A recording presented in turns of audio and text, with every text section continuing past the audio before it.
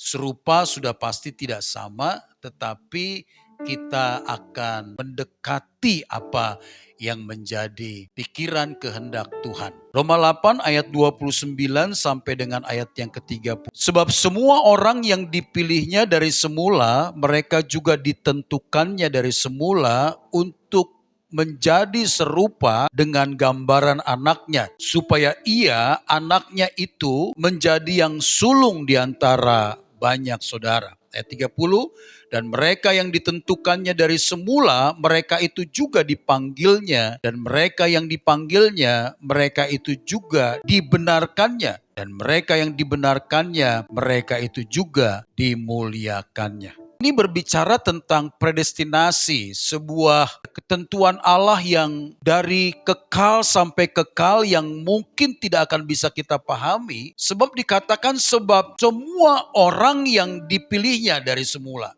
Jadi sebelum dunia ini dijadikan, kita ini sudah dipilihnya. Mereka itu juga dipanggilnya. Dan mereka yang dipanggilnya, mereka juga dibenarkannya, dan mereka yang dibenarkannya, mereka juga yang dimuliakannya.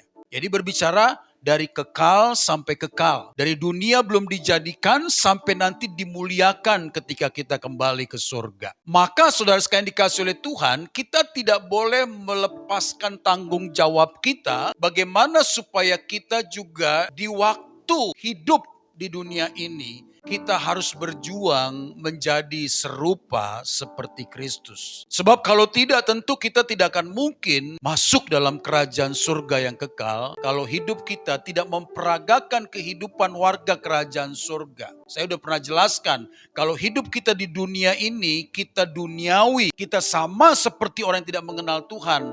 Bagaimana mungkin kita bisa hidup di kerajaan surga yang memiliki tatanan kebiasaan yang berbeda dari orang dunia? Maka kita tidak akan mungkin bisa ke sana dan kita akan menggerecoki keadaan di surga nanti. Kita harus mulai belajar dari kita hidup sekarang ini, bagaimana kita memperagakan sebuah kehidupan sebagai warga kerajaan surga. Tujuan dari iman, kita percaya kepada Kristus Tuhan, bukan berkaitan dengan supaya doa-doa kita terjawab, supaya pergumulan kita diselesaikan Tuhan, supaya mujizat sebuah breakthrough terjadi dalam hidup kita. Juga kerinduan-kerinduan kita, harapan kita itu terkabulkan. Bukan itu yang menjadi tujuan kita beriman kepada Allah. Waktu kita beriman kepada Allah, itu berarti kita mau menjadi seperti Dia. Dan tidak mudah untuk memperagakan kehidupan seperti Kristus. Maka Tuhan memberi kita kuasa, dunamos, sebuah kekuatan untuk menjadi serupa seperti Tuhan.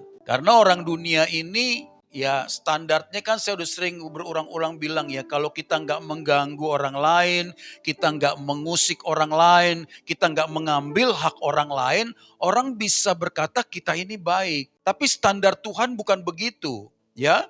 Ditampar pipi kiri, kasih pipi kanan, difitnah kita tidak membalas, sakiti kita juga tidak perlu harus melawan, bahkan dipermalukan kita lebih memilih diam. Sampai di sini barulah kita mendekat sebagai sahabat Kristus. Kalau kita masih uring-uringan, orang ngomong kita lawan, orang mengatakan hal yang negatif, kita langsung reaktif. Kita ini jauh dari Tuhan, jauh dari kemungkinan seperti Kristus, jauh ya. Makanya saya katakan begini, kalau engkau sudah selesai dengan dirimu, engkau tidak akan membela hak-hakmu. Sekalipun engkau dipermalukan, engkau lebih memilih diam, karena diam itu bukan berarti kita kalah. Diam bukan berarti kita salah, diam berarti kita ingin supaya kita lebih bisa menguasai diri kita dan pada akhirnya kita menjadi pemenang. Gak usah reaktif, orang mau ngomong apa diam saja.